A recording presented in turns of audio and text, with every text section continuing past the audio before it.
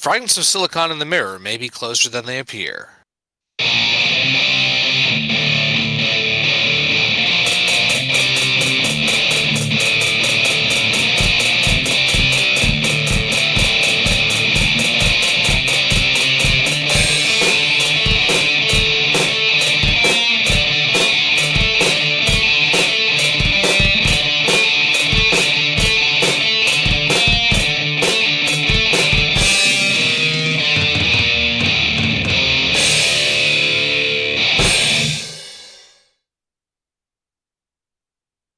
All right, welcome to another installment of Fragments of Silicon. I'm your host, Adam. Joining as always are Petty and the Golics. Right, let us get to the news. Petty fan, why don't you start us off by giving us an update on the archiving situation? Archiving for Fragments itself is complete. Everything is audited and sent over to the YouTube. Mm-hmm. If I come across any more videos, I'll be sure to let Adam know. I looked myself and I didn't see anything that left.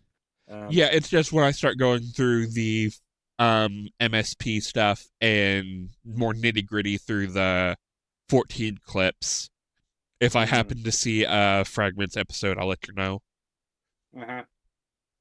I guess apologies for the if I sound weird.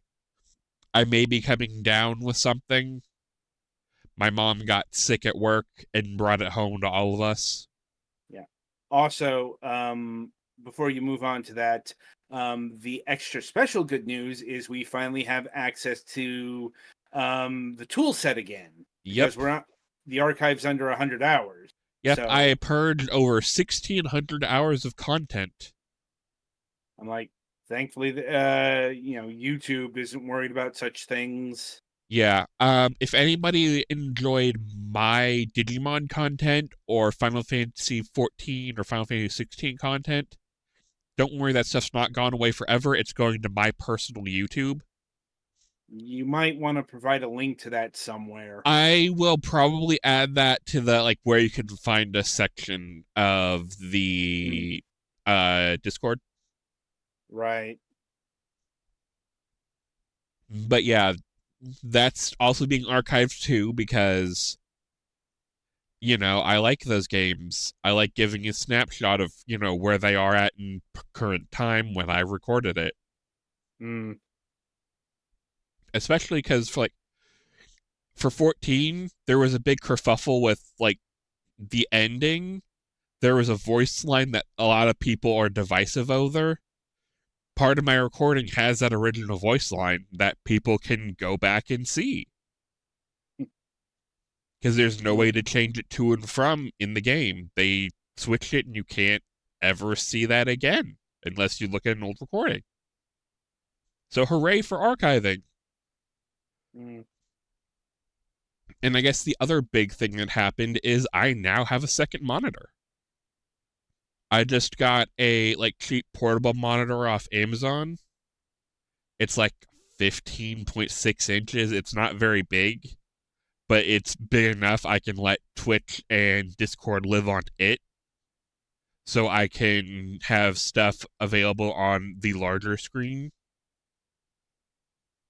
So that's kind of a new thing for me because I've never had a dual monitor set up before in my life. So you'd think I've been needing it for ages. I have been. And it was this monitor was on sale on Amazon for $60 and was fine, let's do this. So yeah, I'm probably gonna mess around and see if I can find a way to mount it in the slats of my loft bed. But that's something for later me to sort out. I mean, worst case, it just lives here on my desk, and I just can't see, where the taskbar is on my main monitor anymore. Which it's not too bad because it's extended over to my new display, so it's not the worst thing ever. Just mildly aesthetically annoying to me. But other than that, I can't think of anything else large that's happened. This weekend, I am going to try and see about getting the new Digimon card TCG stuff because the pre-release is happening. So, yay cards. I like shiny cardboard. And yeah, I think that's it for me. All right, Galax, it's your go. Not too much going on, I guess.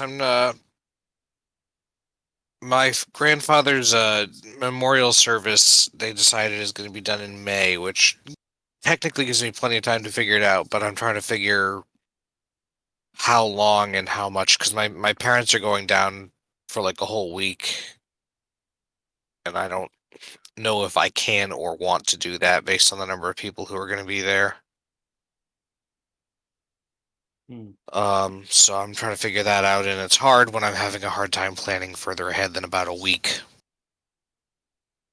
considering how much stuff is going on in the world. Other than that, finally was able to restart our Pathfinder game on Sunday after missing almost an entire month due to people have other things going on and or being sick. So that was good. Yeah, video game wise, I guess mostly I've been playing Dead Cells recently. I managed to clear the game with a little bit of help from the continue mode on one stem cell, though I haven't even tried on two yet, and otherwise I'm mostly going through and trying to unlock things because there's a lot of stuff to unlock. And the more weapons I have that I'm actually good with, the better, although I still want to try and find some videos to watch on, like, strategies and also, like, how to allegedly get good at parrying, because I'm still terrible at it. I think that's about all I got. All right, then. It's my go, then. Thankfully, this week was calmer than last because, a major change to, one of our backbone platformers didn't occur and lead us scrambling. You just hear me screaming from the archive, why God, why? I mean, that's a good question, actually. I don't think Twitch has ever really said why they were doing the change. Just, they woke up one day and decided to have this new metering system. I mean, the real answer is money, expense, etc., etc., etc. But they didn't state that policy; they just implied it. And also pissed off a lot of partners. Oh yeah, yeah. Um, a lot of the big fish are pissed, but that's their problem to deal with, I suppose. Anyway, this is getting off base here. Yeah. Then again, it's like not a lot happened personally this week. Like it's one of those. Now it's just been a week, so to speak. I suppose in gaming news, I finished Little Goody Two Shoes. In the sense that I got a couple of the endings. There are like 10 of them. And I'm like, okay. I was trying to get another one of the endings, but like, I'm not sure what went wrong there because I'm like, no, I have the item. I did the thing that I was supposed to do, but it's not letting me put it there for whatever reason.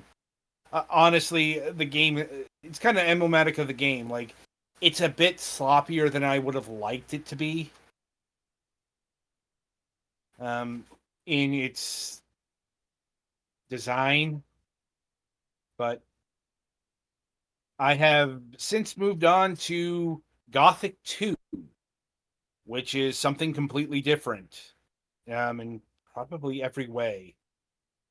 I haven't played a whole ton of it because I have some pretty meaty games for review this week um, that have actually been occupying more of my time than usual. I'm hoping one game isn't borked in a specific way because I was having a weird bug where I had to restart it because it wasn't displaying the graphics properly. Oh, fun. Yeah, like starting a new save cleared things up, but I'm hoping it doesn't repeat itself. Like, anyway, so I think that'll about do it for the news. So merrily we shall roll along to the interview portion of the broadcast. And joining us this week is SuitNtie22. Hello, everybody. Here, I How you made doing it. today? Good. Um, yeah, no, it's been a super busy month for me, working on the project here, Merchant 64. But it's getting to the point where it's kind of getting good to go. So I'm really relieved, honestly. It sounds about right. Because I believe this game comes out a month from now. Yeah, yeah. I wanted to basically have it done like a month prior to the release date, and it looks like I am going to reach that deadline. Usually it's like a mad dash at the end, but one of the very rare times where development kind of is going smoothly by the end, which is unprecedented typically. Yeah, as as a show that chronicles this week in, week out, we can certainly attest to that. Like, things going exactly as planned is not something we often hear. Yeah, Like, yeah, I no. wish this game was harder to develop is code for I'm in trouble, send every acronym you can think of. Yeah, exactly. No, I try to crunch way more in the beginning of like reaching the end as opposed to kind of like the end. So I like really front load with like extra work so that I I can kind of work harder around the beginning as opposed to the end. But that doesn't always work out, but I try. right. And I suppose before we dive more into that, um, we need to rewind a bit more um, because what got you interested in this whole process in the first place, both on a professional and a personal level? So just like referring to game dev or just the current project that I'm on right now. Um, Video games in general, like, what made you get interested in the hobby? Um, you know, at first, and then what made you decide to make a go at it commercially? Yeah, so I mean, I think the first console I had was like a Nintendo 64 when I was a kid. And I can't even remember when we got it, but I think our uncle got it for us. I have two older brothers and a younger sister, and I'm really close with my one brother, and we would like design games growing up and like think like, oh, wouldn't this be cool? Wouldn't that be cool? If it was like this, or if I could make a game, I would make it like this. So it's kind of been like, I don't know, baked in to me for a while that I wanted to make a game if I could, type dream. And when I finished high school and it was time to go to university, I picked like a video game design course. I live in Vancouver here, so I moved to Vancouver to pursue video games. At the time, I think this was maybe no, I guess it would have been like 10 years ago, perhaps. Vancouver had quite the bustling gaming scene. They had a Capcom branch here, a few mobile game studios. Um, they got EA here, so they have a lot of big studios. Recently, a lot of them have shut down, moved away, and closed. One closed down here like literally like 2 weeks ago. But yeah, so from that, I got into video games, and that was like 5 or so years ago, working professionally, doing animation and VFX for mobile games here in Vancouver. A lot of them have been canceled, but I think there's a couple from the studio Hothead Games, which recently shut down, but it was like Box Office Tycoon and Turbulence Tycoon that I was VFX on.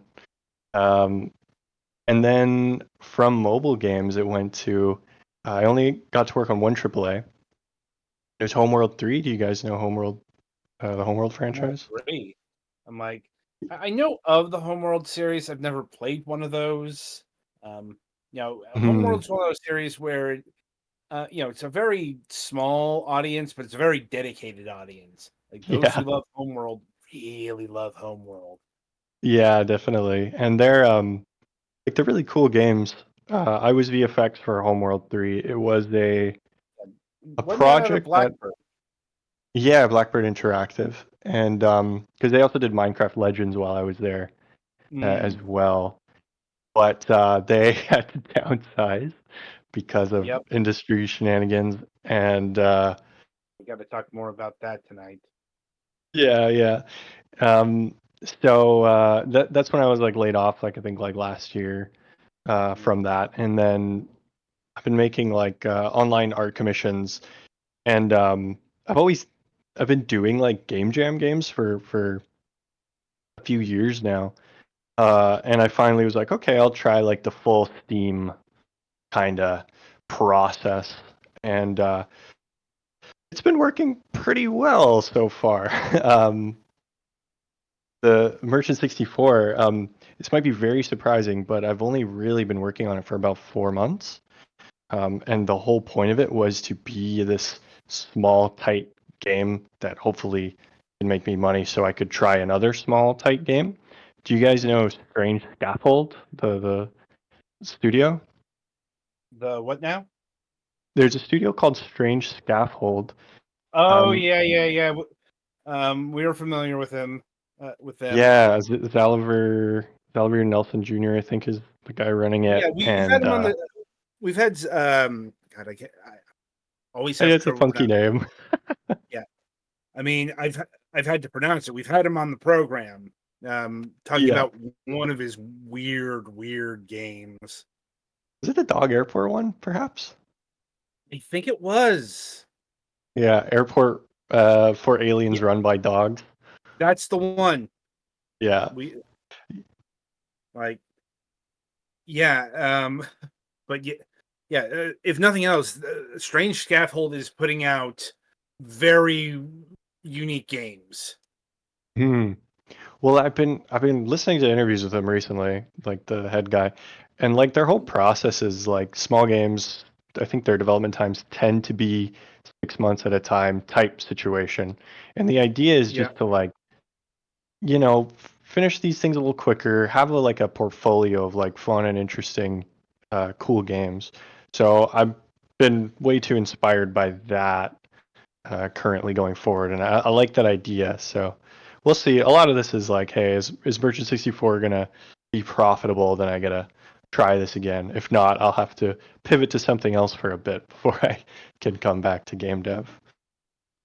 I mean, it is always the risk factor, and it's been such a topic of conversation in these interviews for the past, I don't know, year or so, about the viability of the indie scene. Like, because there are too many games out there. There's so many, and Steam kind of opens the floodgates more and more every year, it seems, or maybe more and more people are trying. I know with the layoffs, you're going to see a even bigger wave because like no one can get a job, me included. So everyone's just going to be making their own indie games. which will potentially flood these areas even more, which is going to be interesting to see. Possibly. I mean, it'll take a while. Mhm. You know, Yeah, games tend to take, what is it now? Or indies tend to take like usually 2 to like 3 2 years. years is low. Yeah. Uh, Like, I find it's like 2 to 5, honestly, like depending. yes. Um, I'm like, we have all types, but that's the median range, 2 to 5. mhm. Yeah. Yeah, so that's tough, and working on something that long would be pretty frustrating, I find, unless I plan for it. But I don't know. Well, I'm okay with this idea of I mean, smaller times. to in fairness to those developers, a lot of them are part-timers or hobbyists, or True. it's not their main focus. It's not some, Mhm. it's something that they say that they would like to turn into their full-time job, but isn't their full-time job. Yeah. As opposed to somebody like you who has been working in game dev for a decade now and kind of being forced to walk this route because of the larger industry turnover. Mhm. Yeah, I would say, though, potentially, and this is me speculating, if a lot of these devs were able to work on their game full time, they might increase scope too much so that it would still take the same amount of time, but the game might be bigger. Yeah, It's we've possible. seen that. Yep. I mean, um,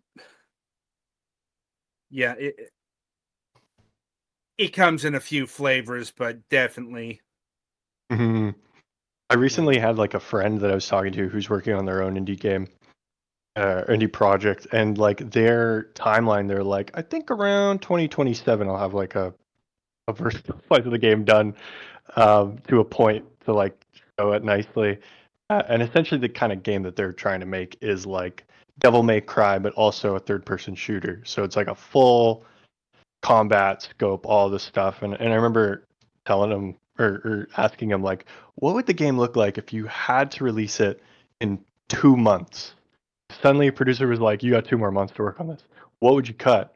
And he was like, I can't cut anything. Like, no way. And it's like, okay, fair. 2 months is really quick. So I said 6 months because, being with Strange Scaffold, it's possible, maybe. And he was like, I don't know. So it's an interesting, like, I think, challenge to think about. And that's what I like to do sometimes, is just like, if I had to do this only 2 more months, what can you cut and still have the game be pretty good? I mean, is that not? I don't want to compare myself. Shadow of the Colossus guys. I forget the director for those games, Shadow of the Colossus and Eco, but his right. philosophy was like, just keep removing chunks, and but like keep the core feelings, but like just keep Mhm. cutting down scope. Um, that being said, Last Guardian took like 14 years or whatever, so maybe he's Well, not a great person to well, the Last listen to. Guardian had to be rebooted at least once. Hmm. Yeah, Different console system, everything. yeah. I mean, and we've talked to devs about who've had that kind of philosophy. I mean, there was one dev last year who threw out an entire game and had like a couple of months to build a new one out of whole cloth. You know, Mm, so yeah. but yeah, by and large, the blessing slash curse of the indie scene is definitely you can scope a project to your whims. Hmm. Yeah. I'm like, Yeah. and all that entails. Yeah, Like, and it's so easy to get out of hand sometimes. You're fantasizing about these things, and it it can just be like, oh, it would be kind of cool if I could do this, and then it you're like, yeah, I feel like I do need that, and then you just push into it and not realize how long it might take, and Hmm. it happens mhm, all the time. yeah, and some of it is size. because indie devs are anywhere from I'm assuming you're a solo dev. Yeah. Yep. Yeah. To a team of 2, 5. A large team would be like 20 people. Mhm. Like Yeah. so, Yeah, that's true. and at that level, what you can develop is going to be constrained, even Mhm. with experience in like Unity or Unreal or whatever engine you want to name. And experience levels also don't seem to matter because we just had an interview with a guy on Friday whose game took about 2 to 3 years, and he'd been in the industry for a while. Granted, that was in a different department. Still, Mm. so it's an interesting philosophy you have, um, that probably should be practiced more, but I have a hard time seeing it becoming the industry norm at any level. Well, we Yeah, also and have philosophies where if your game isn't ready in a year, you're just canceling it.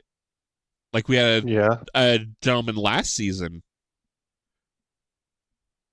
Hmm. I'm like, Yeah, and oh, sorry, go ahead. yeah, it's granted that's a philosophy that's operating more on the AAA scale of things. Right.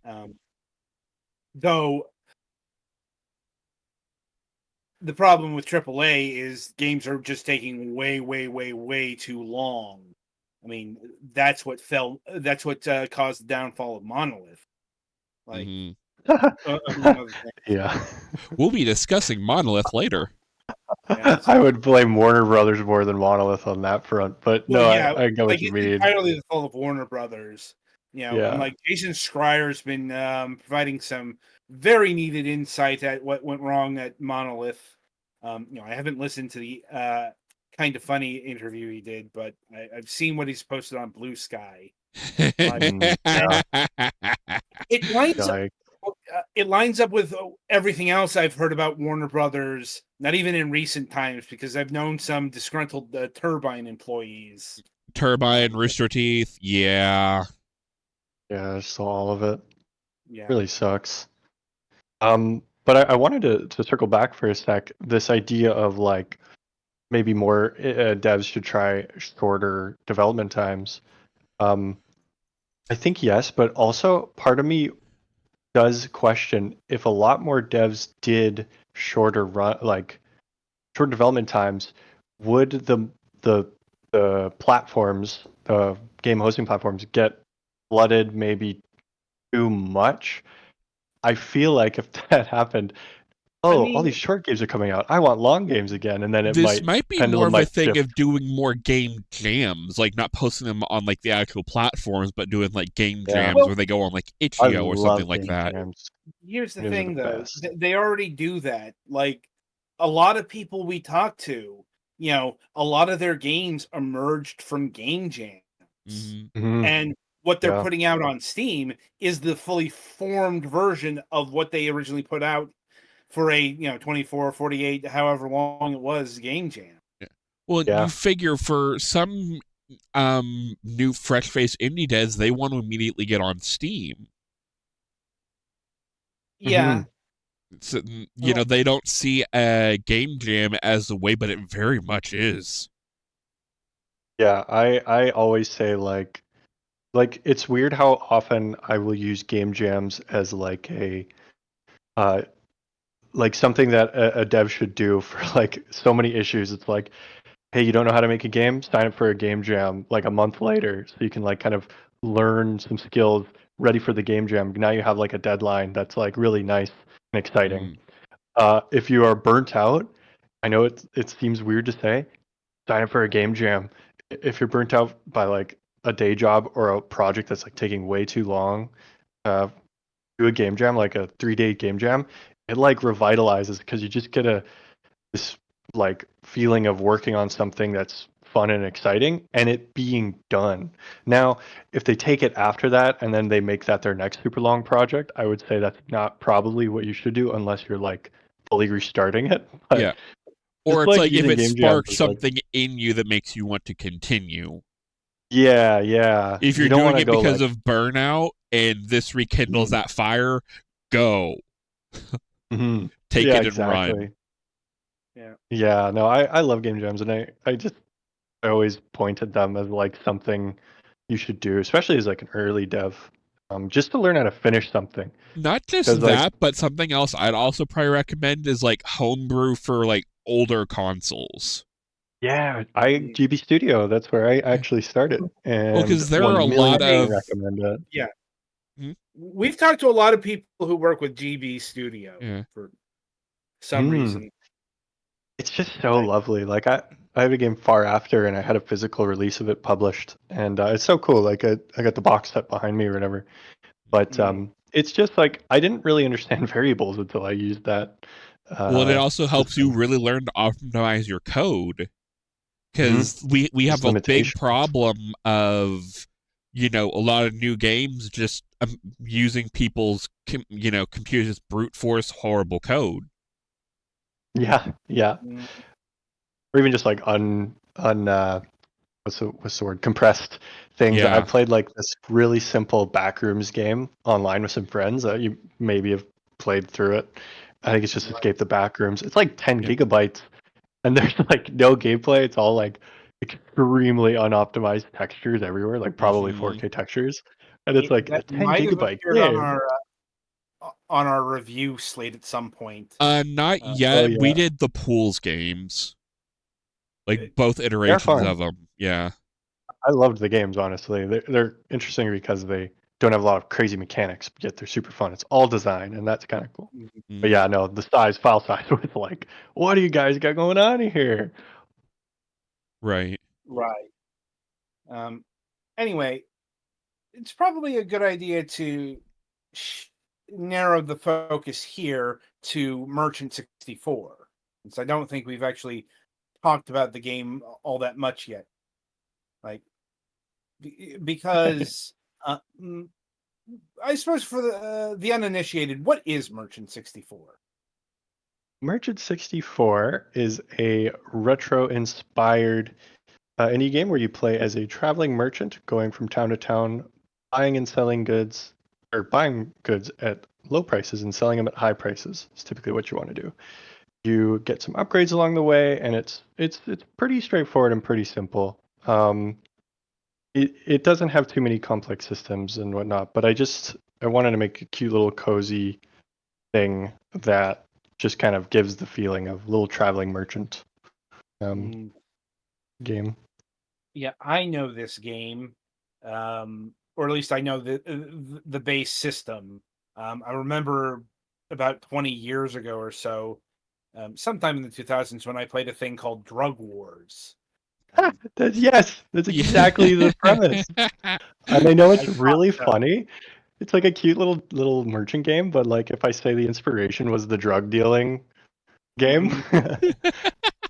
because it's not But I'm quite an like, idle game, but it's like an entrepreneur game or whatever, right? no, Mhm. no, I know exactly what this is. It's yeah, you buy low, you sell high. It's a um I don't want to say it's an economics simulator because it's way too simple. Mhm. Um, but it does get to one of the basic concepts of how like stock market philosophy is supposed to work. Mhm.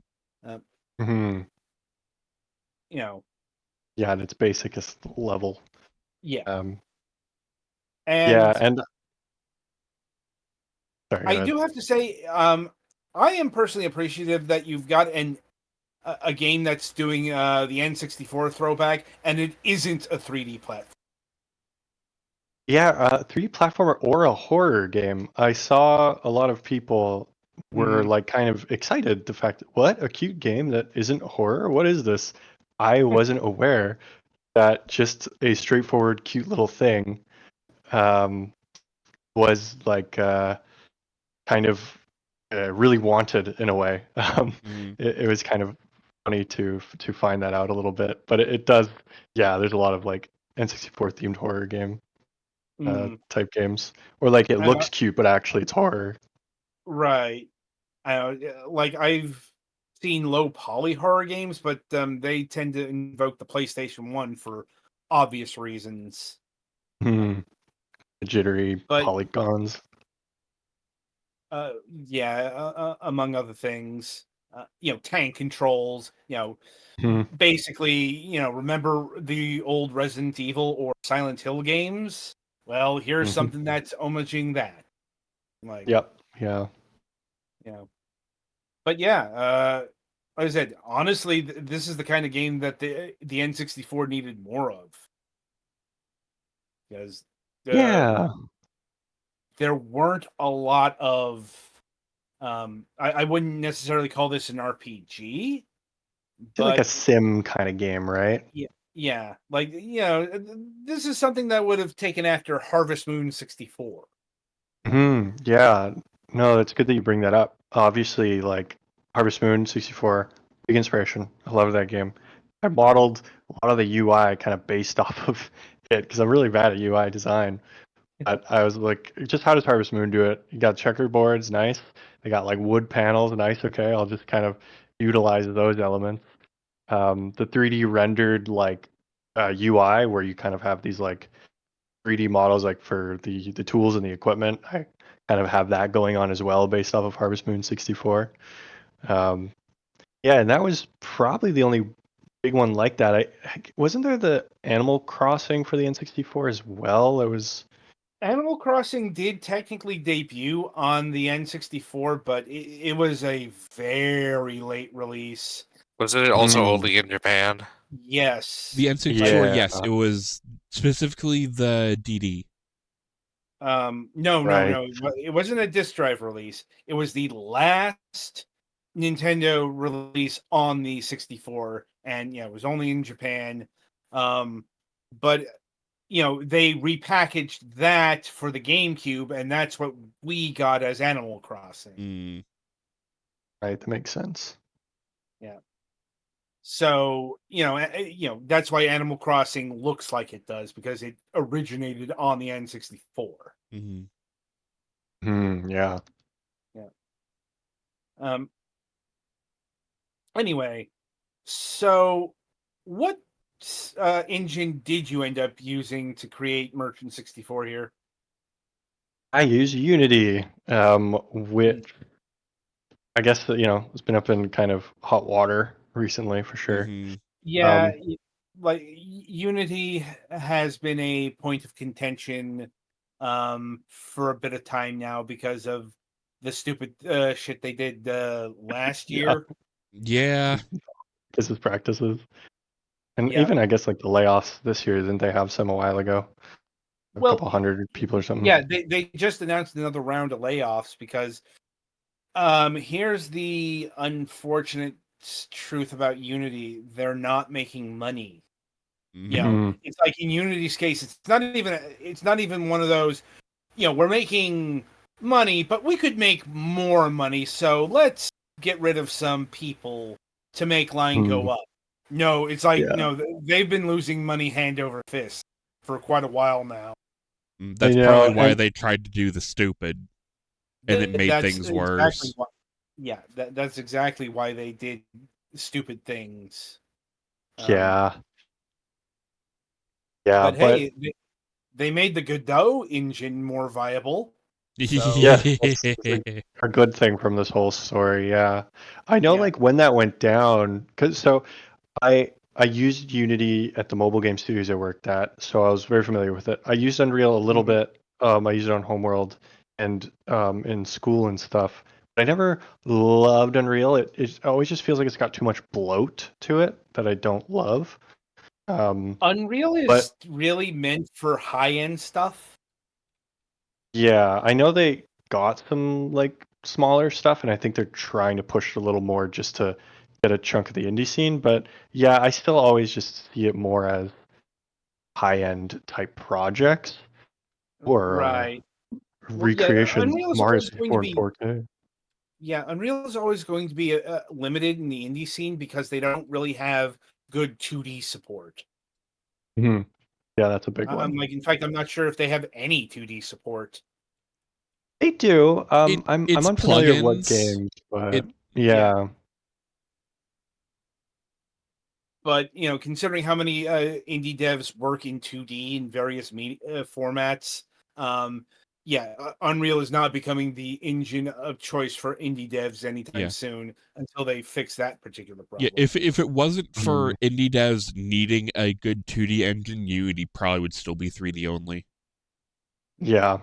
We Yeah, I think basically so. made them brute force the 2D plugins that people are using into the main engine itself. Because the original name of Unity was Unity 3D. Yep. Yeah.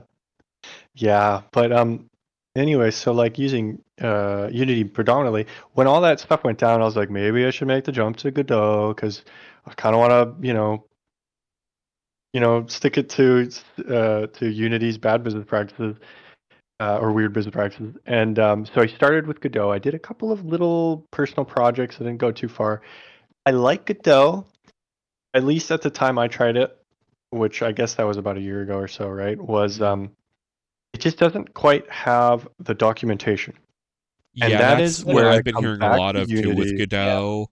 They're missing Mhm. documentation that people need, documentations like base plugins stuff. Yeah. Especially like foreign language usage. Yeah. Oh, yeah. Like, Yeah, that makes sense. like Godot, Godot is a good alternative, but it's not quite there yet, which is why I think it hasn't supplanted Unity yet. Mhm. Yeah. Maybe it does, but it's hard to say at this point. Mm-hmm. I could see it getting to a place like most low poly games like Merchant 64, games that look like it, are typically in Godot at the moment. At least that's what it seems like. Mm, It's like the cute, colorful little low poly stuff I typically hear is in Godot. But mhm. yeah, I'll probably try it maybe again later. I love the interface. I love that it's all in its own thing. It has its own like coding like thing. You don't need like a separate program for Mm-hmm. it and all that. Like it's really cute and quaint and I like it. Um but just yeah, Unity's documentation and the amount of people asking questions just because it's been around so long with such a large user base is truly like the reason why for new devs I'd say start with Unity, try Unity, because if you have questions and you Google them, someone has probably answered it. I didn't get all this all with Unreal. There was very often a lot of the questions I have were just unanswered. Yeah, So Unity is not like only that's has the it been best thing answered, you about could probably Unity. go grab a script to help you with it with Unity. Yeah, yeah, there's all that knowledge just built up, which Mm-hmm. Yeah. that's the best thing about Unity. It's the core engine functionality, whatever. To me, it's just the community has been so Mhm. large that it's good to learn that stuff with. Um, I did Right. use GB Studio, like I said, and I tried Pico 8 for a little bit as well. That's really cute. I love it, but it's just you can't really do too much with Pico 8 unless your name is Celeste. Mm-hmm. Right. I'm like, yeah, Pico 8. That's one that doesn't come up at all. Yeah, it's so cool though. It has its own little console where you like write your thing. It has its own sprite art maker. I love limitations. Like that's why I like GB Studio. So like only get 8 colors and your sprites I think can't be bigger than 16 by 16 without doing some technical magic. I could be wrong. They Mhm. might be 8 by 8. I'm not sure. But yeah, tons of limitations and I thought that was super appealing. It's just I didn't want to spend all my time in it. Yeah. And just looking at the footage on screen, um, I think Merchant 64 does a reasonable approximation of what an N64 game looks like. I mean, if I have a problem, it's too good. Like I can see everything. It doesn't have that telltale N64 blur vision to it. Blur vision or Yeah. jagged lines to saw your eyes open on. That's Yeah. PlayStation 1 stuff. Fair. Like, you know, Well, one aspect I was kind of worried people would go like, I don't like that, is it has shadows, and I bake the lighting and stuff, but it's not like, vertex painted shadows like N64 Mhm. games really are. That aspect is Right. not what it, but people seem to be okay with it. I look at the Shovel Knight philosophy of don't Right. necessarily want to make what in this case NES game was. You want to make what people think the NES game was. So like Right. a lot of people growing up with the Nintendo 64 probably didn't realize that there are no shadows. So you know, some of that stuff you can get away with, and as long as Occasionally, you we paint a bring the patch of the vibe. ground next to a wall dark. Yeah. Yeah, Mhm. yeah. I mean, the N64 did have shadows? Or are you talking the NES? Sorry, N64, it didn't have like real-time dynamic shadows like this, did it? A few games did. Like, I want to, like Banjo Tooie had that, had the real time Oh, shadows. In fact, I remember that was something that was being touted with that. But it was, okay, I stand corrected. but yeah. Note I said Banjo Tooie, which is a Nintendo backed rare title. Who is like the Hmm. top developer of that particular platform. Hmm. Yeah. So yeah, there's going to be a difference between what a first party or a first party affiliate is doing on a system and a third party. Yeah. Yeah, like the games that people keep saying that Merchant 64 looks like is Harvest Moon, Hmm. Goemon, probably because of blue Hmm. hair, Yeah, and Quest 64. And I can definitely see all three of them here. yeah, yeah. You know, I love Goemon. um, That's one of my favorite Nintendo 64 games. yeah, I wish Goemon would come back. Quest 64. I'll be honest, I don't get any of the current Appraisal. discourse around because I actually had that game um not as a kid, like I got it as a graduation, and I still think that's a titanic piece of shit. Like, so I just couldn't go in on the postmodern ironic cult that's been going on around that game for whatever. I think just people really want to like it. And maybe they, I don't know, haven't played it. That is I'm my trying to, that is my estimation because, like I said, I played that game and I'm like, it's not good. Like, it's not good yeah. for a couple of reasons. But that's beyond the scope of this. But yeah, your merchant here definitely looks like Brian. Yeah. That is the I name of the made protagonist to Quest 64. I'm aware. Brian. That's awesome. Yeah, And they would give I know these you're guys very like American names. Petty. When I say stuff like that, that's for people who might not be aware of such Fair. things. You know, I didn't know his name remember was Brian, so there you go. exactly. I'm like, but anyway, so is it just the merchant mechanics here, or do you have to go to a roguelike dungeon, for example? Oh, it's predominantly just the merchant mechanics. There isn't too much outside that sort of loop. Um, Mm. Mhm. Fairly straightforward. Oh, sorry, Yeah, one sec. right. Because there are a few other merchant simulators, I guess, for like a better term, that have this whole roguelike dungeon scenario in it as well. Mhm. Reciteer and Tornenko's Mysterious Dungeon come to mind. Moonlighter, right? Mm, Another one. Um, yeah, yeah. I'm not saying that's a bad thing. I'm just, for whatever reason, that seems to be like an essential component for making a merchant game. It's become a genre now. yeah, yeah. I think I don't like like to say, what's the word when you don't do what other people do? A subversion. Specifically. Kinda, yeah. Yeah. Um,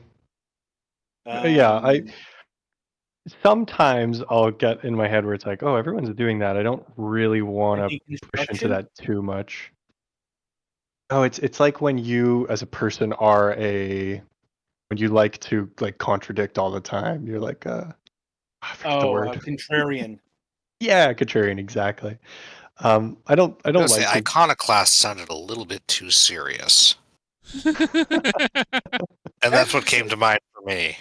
Yeah, iconoclast that's a different thing. That's image breaker. Like, Yeah. anyway. But yeah, it's like I don't want to feel like I'm being contrarian, but sometimes it's like, oh, everyone's doing a roguelike, so maybe let's not try that with this. Um, I dear God, can so much of the indie community stop doing roguelike? Well, you know what it is? Someone made a good point, and it was roguelikes are to indies what live service is to AAA. It's that content that keeps on giving, it keeps your player base in. You know what I mean? Like, I don't know. When I heard that, I was like, yeah, kinda. I'm like, look, we have a lot of roguelike stuff on the program. I Please don't am play the roguelike drinking game. You'll be dead in an hour. like, But he's right. Procedural generation is, yes. to borrow a slightly pejorative phrase, a tool to make short games longer. Mm-hmm. Exactly, yeah. Like I've been thinking there's like a couple tools you can kind of use to push more of the replay stuff, and like procedural generation, some kind of roguelike thing is like S tier. For merchant, I have multiple endings. The visual novel community can tell you that's like triple S tier for them.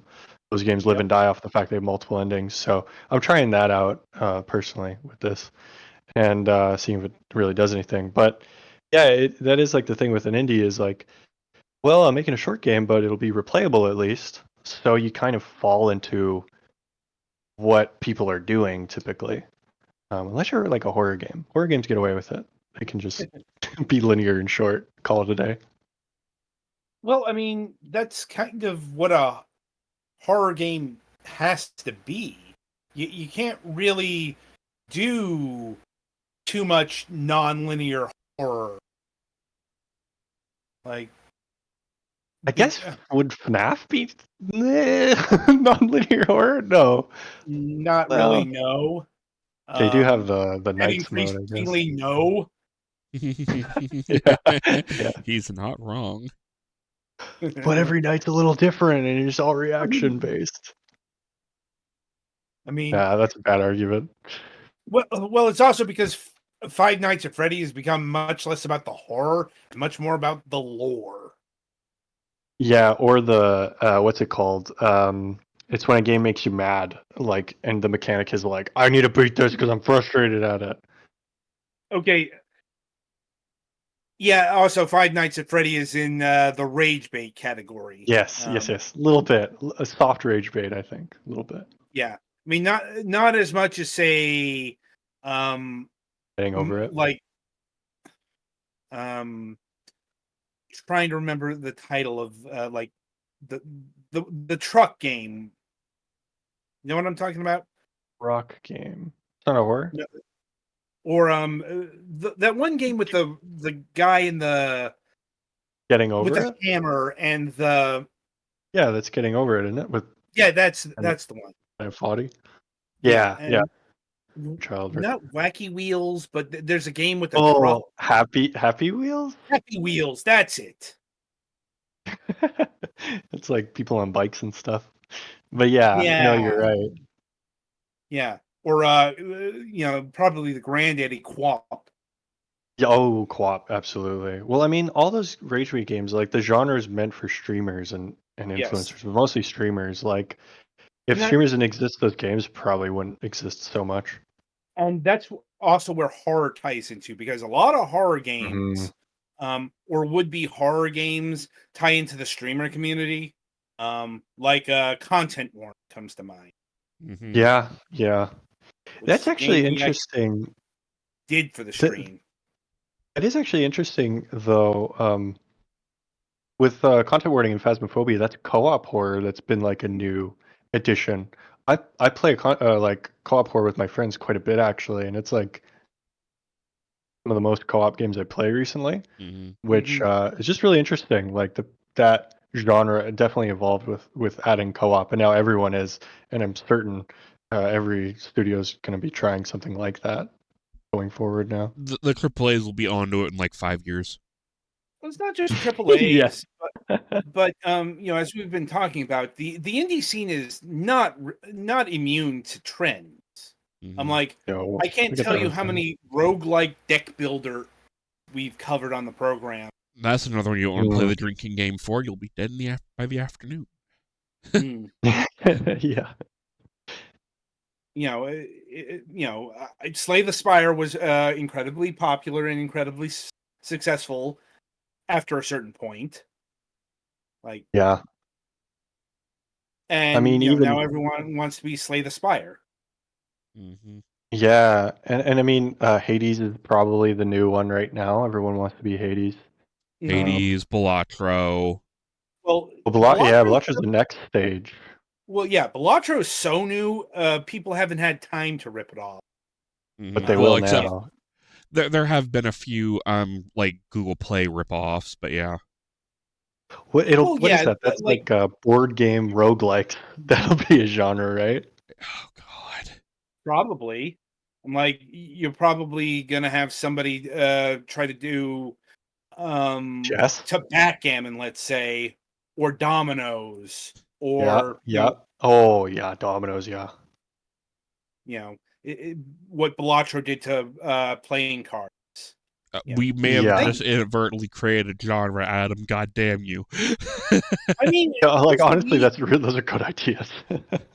I mean, Make I sure to wouldn't put us mind. in the credits. I don't want to make it. You guys make it. Anyway, I suppose I should ask, um, have you come across a price for Merchant 64 yet, considering the game's coming out in a month? Yeah, I put it in. I think the announcement thing. It's probably gonna be $7, 7 USD, Mm. and I'll have a launch discount, so it should be around 5. And uh, I, I don't know if you can basically keep it on discount constantly, but I kind of want to do that, because have you guys? What was this? You guys bought a Steam game at full price, or do you kind of only buy them on sale? Because I like only buy them on sale. Literally, It like the green depends. text. For me, Like it draws depends me if in. it's a game I want or not. Like Sonic, Monster Yeah. Hunter, Oh Digimon. I yeah, would pull the trigger on those at full price. But like a new IP yeah. I know nothing about, I'd Yeah. probably wait for a Yeah, sale. And it's, always, you know. yeah, granted, part of our job is evaluating a game at the listed price. Yeah. Um, Mhm. and determining if waiting for a sale is the best course of action, or if it's something that justifies its full price. Yeah, because we've had Yeah. games where it's like, yeah, this is really good. Honestly, they're selling under what they should be. Mhm. And Yeah. then there are some that it's you might be better off waiting for a sale, or just there are some just avoid entirely. Yeah, like Yeah. the game we just reviewed, Reality Break. And It was a also, good game. also the opposite of that, Coin Flack TD, which is so awful you should avoid it outright. Yep. Like, Yeah, and it's tough too because like for indie games, you guys probably are aware of Chris Zarchewski or something, I think. Indie Div will say like he's like the Steam guru.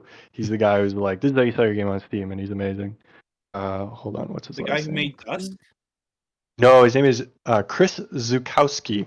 He is amazing, and every indie dev is getting all of their how to sell your game knowledge from him right now because it's all free and it's amazing.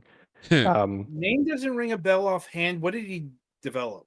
That might. He didn't really make a game. He just talks about how to sell your game because he actually goes through Steam data, and he's been popping up on all these like devlog channels as like a guest marketing an indie game, professional affairs. But he's a cool guy, Chris Zukowski. I'll put his name in the Discord after. But yeah, I don't think I've read anything from him.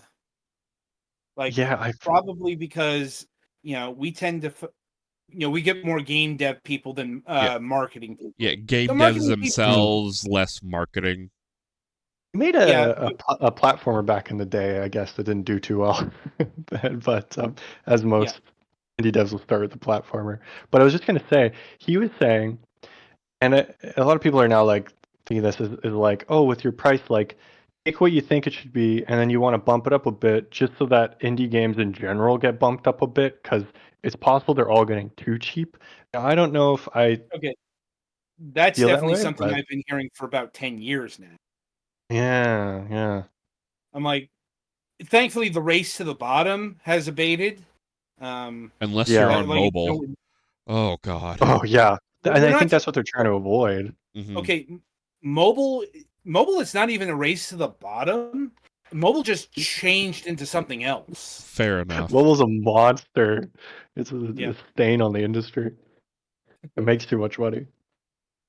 Right. And that's kind of the problem. There's an entire section of the gaming sphere who don't own a PC or console anymore. Luna, Yeah. get on keyboards. Yeah. But before I don't want to get too into the weeds into that kind of conversationizing, because I want to ask, what we've been talking about here in relation to Merchant 64, and that is, what would you consider a success, in terms of sales? Go for this. Yes. Honestly, like a success. A success for me really is like, did it pay a month of rent? Is like the one thing, because it's like, oh, sick, it like paid for like an entire month of rent. That's pretty cool. And then if it could go, probably like funding another game that takes about this amount of time would be like the biggest, most massive success, in my opinion. Because then it means, oh, it's like sick, I got to do another one, and we'll see if that goes forward. Like really, I I would love to be one of those devs where they just keep making these games and you don't really hear about like their financial situation. Nothing's blowing up. Nothing's going insane. But you talk to them and they're like, yeah, making a living, and you see their money and it's like, oh wow, yeah, like that does well. Like that's kind of what I want. It's just one of those like no one knows me, but the games are working and I have like a fan base that likes what I make. And that's kind of that would be the success in my eyes, is just get to do another one, make something for the people that like the game. Maybe then get to do another one, so on and so forth. I think that's a reasonable goal to have. Yeah.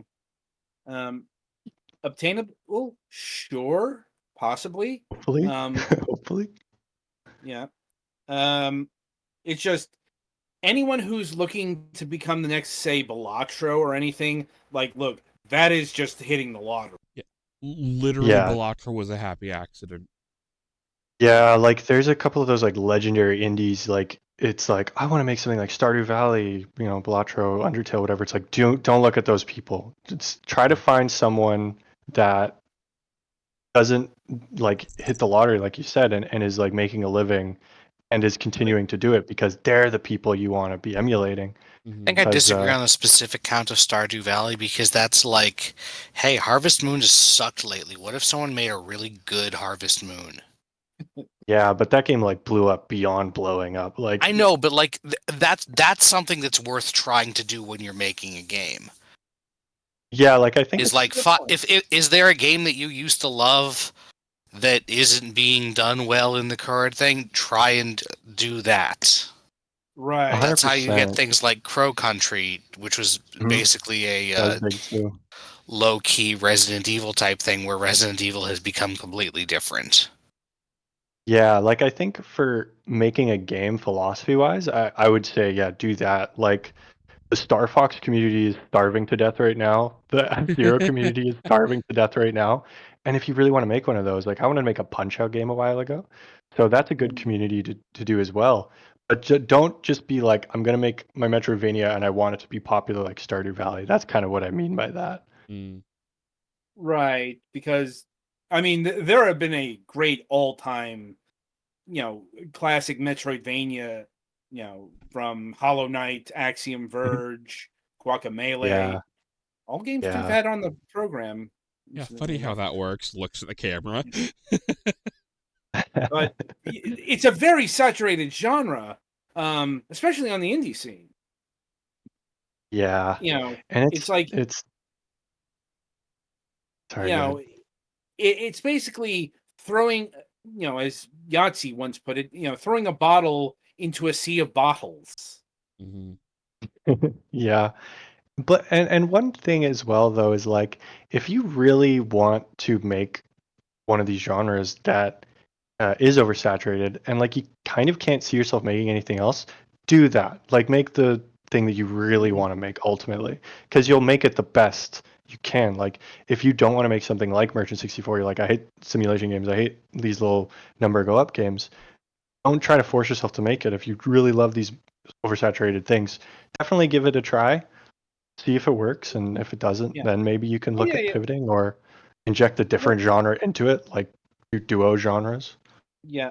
Oh yeah, yeah, yeah. Like once again, like if nothing else, that's definitely been the one of the overall messages we've gotten from the indie community. It's just, people are making what they want to make.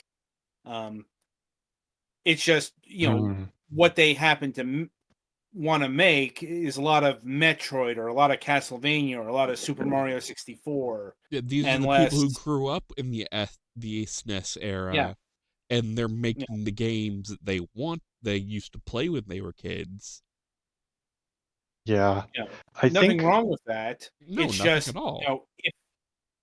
it's more like if you're hoping for success making one of those, I'm not saying the trains pass you by, but you're going to have to really do something to stand out Hmm. Yeah, and I think versus, like Merchant 64 here, which is standing out by virtue of having this aesthetic and not doing very obvious things with it. or like not having to compete with like a bunch of other the same kind of genre of games. Like Right. even if I took this aesthetic and brought it into the Metroidvania area, I would get crushed because I'm not really good at making those games.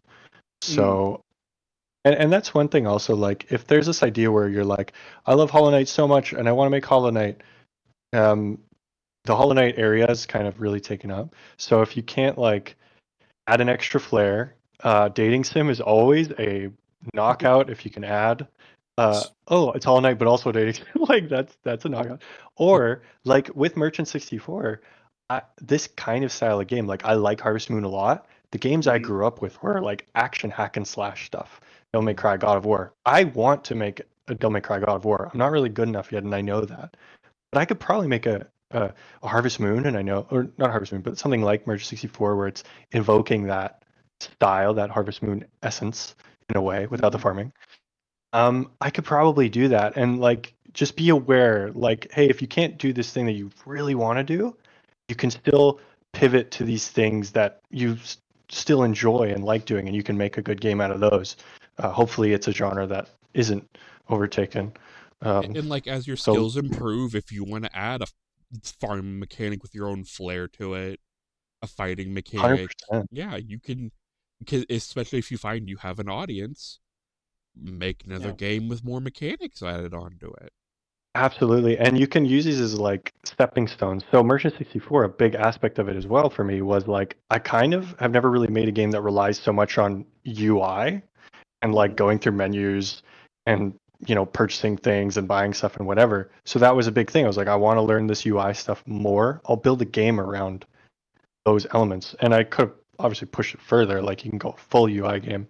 But like that was an aspect for this. So like if it's something like I want to make a Devil May Cry game, could you take one of those mechanics and put it into a small game, and does it do well? And then could you bring in another mechanic for your next game, and then eventually you've kind of built this skill set where you probably could make the full thing if you want. Mhm. So that's Or also like if you something. find somebody who they're really good at making 3D fighter games, you could possibly combine, Merchant 64 with that, where, oh hey, you're fighting these big monsters, breaking off their parts and go selling them around the world.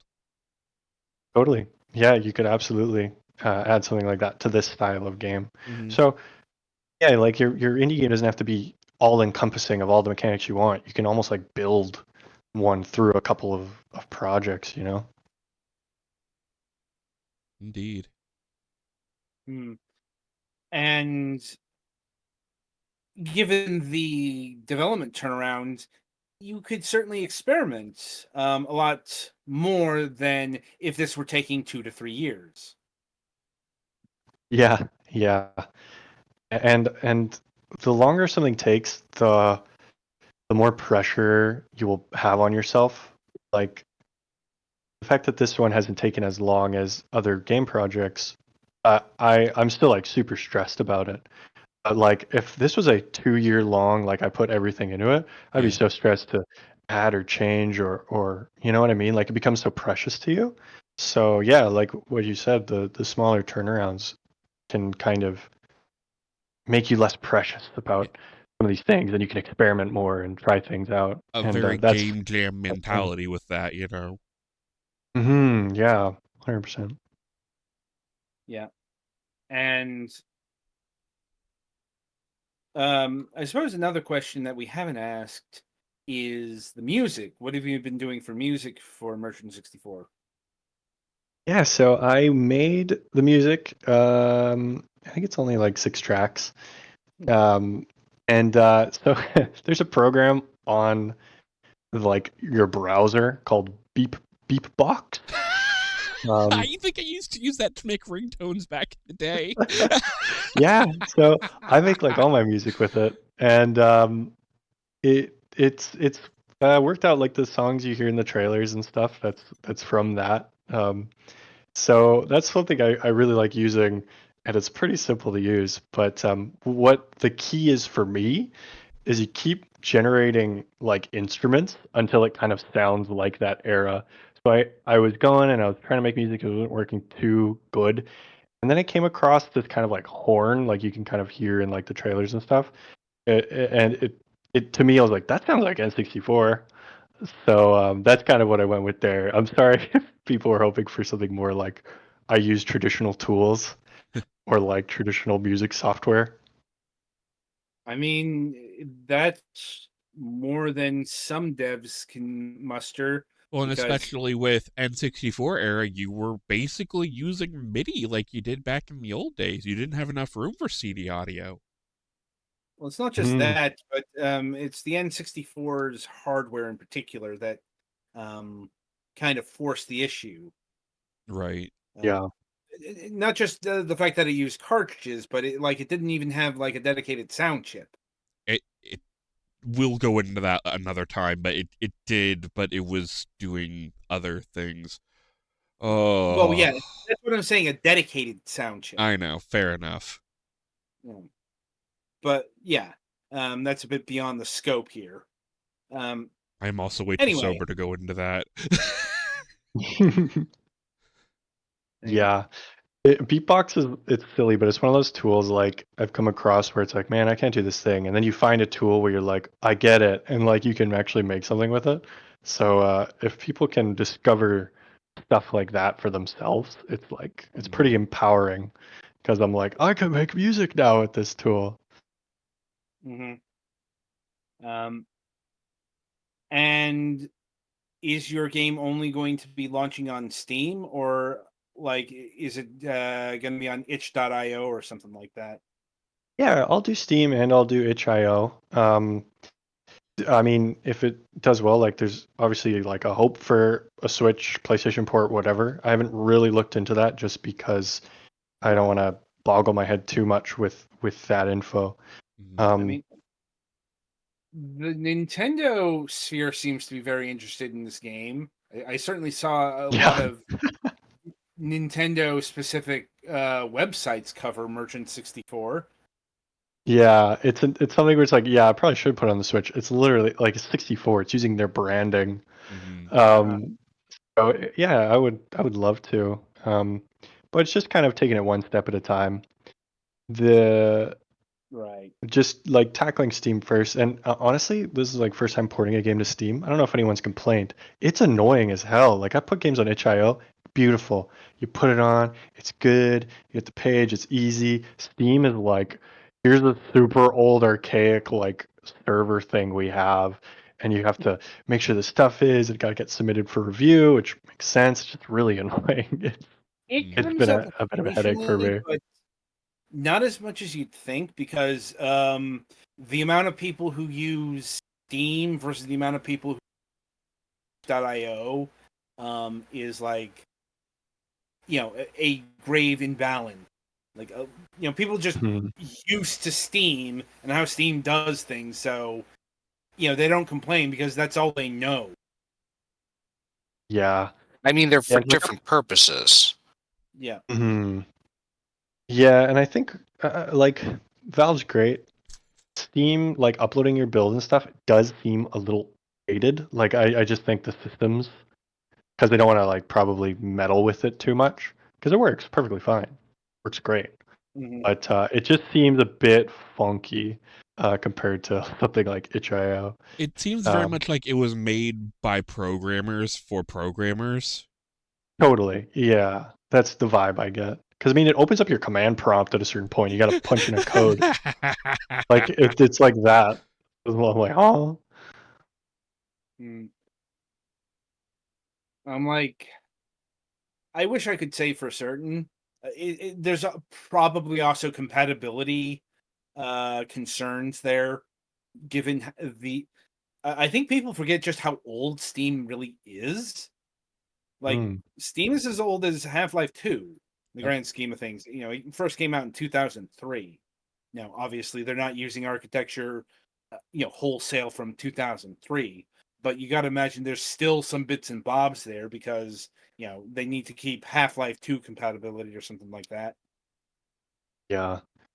Yeah, it would be astronomical if they overhauled it. And like I said, it works really good. It's Mm, just a headache, Yeah. sadly. But yeah, yeah. I don't know. Once again, only Valve can say, and we have yet to have someone from there on this program. Indeed. Like, anyway, so I think I've run through my gamut of questions. Petty, Galax, do you have anything further? I guess my only question, would you consider like making this like a homebrew, like as a side project, a homebrew on the N64 itself, or That's interesting. I would say probably no, in the sense that the audience probably isn't big enough to like yeah, warrant the development time for it. fair enough. But if someone somehow wants to models or something for mods and things, or I don't know, something like that, like I would gladly just give it to them. Like if you want to put Merge 64 and Smash Bros or something, you know what I mean?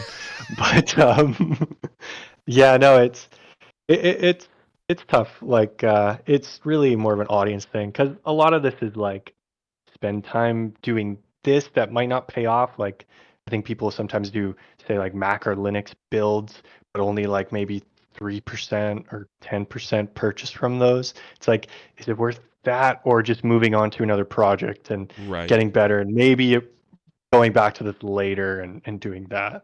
Um, if like stuff's going well. So it's hard to say. Fair enough. It'd be cool. It's cool as hell. I actually thought like if there's ever like a some kind of weird collector's edition type thing, even just like a fake N64 cartridge with like a fake sticker doesn't work, or maybe it runs just like I It's a don't know, USB concept flash art or drive stuff. with the game on it. Yeah, but in like the case of an N64 game, like the Right. cartridge. I know what Sonic 3, the movie or something, didn't they make Genesis cartridges for like the movie to give out to influencers, and it Yeah. had like its own little video on it? That's awesome. And Something like that is so for a cool. while there, I think Mighty Number 9 had a like cartridge flash drive that you just flipped out the flash drive and plugged it in and it had the game on it. Love that. Yeah, stuff like that is super cool. Hmm. I think that's it for me. Okay then. All right, Galax. I think you might be muted. You might Yeah, not I be think there. so. Sorry. Anything okay. further? No, I'm good. Sorry, I've gotten interrupted a couple of times. Sorry about that. No, not by you, by my parents. Ah. All good. Okay. All right then. So yeah, Suit and Tie, I want to thank you for taking time out of your schedule and being with us here today to talk about Merchant 64 and the larger game dev scene as it is. And we look forward to seeing the game get out and hopefully being successful. Once again, the game is Merchant 64. It's currently up on Steam. The webpage. I'm not sure if it's available for pre-order, but you can at the very least wishlist it. It comes out March 31st for a price of $7. With a a release discount, it'll be $5 then. So be sure to wishlist it today. And yeah, interview so long that to cut the topic of discussion, that's going to get rolled up into MSP because that really needs to be talked about today. So, right, coming up on the week ahead. So, no Friday show this week, as the interview had to be rescheduled. So, coming up on the Sunday reviews, we'll be having reviews of Afterlove EP, Mad Experiments 2 Escape Room, A Right from the Stars Remaster Edition, and Citizen Sleeper 2 Starward Vector. So some narrative heavy hitters there.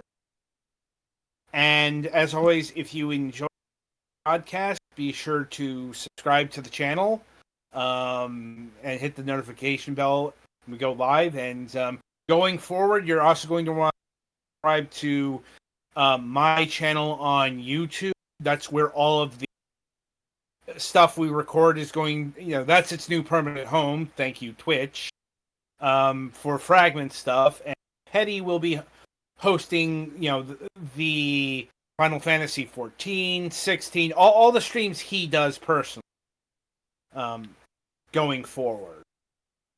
Once again, fuck you, Twitch, for forcing this upon us. And until next time, I shall wish you good gaming.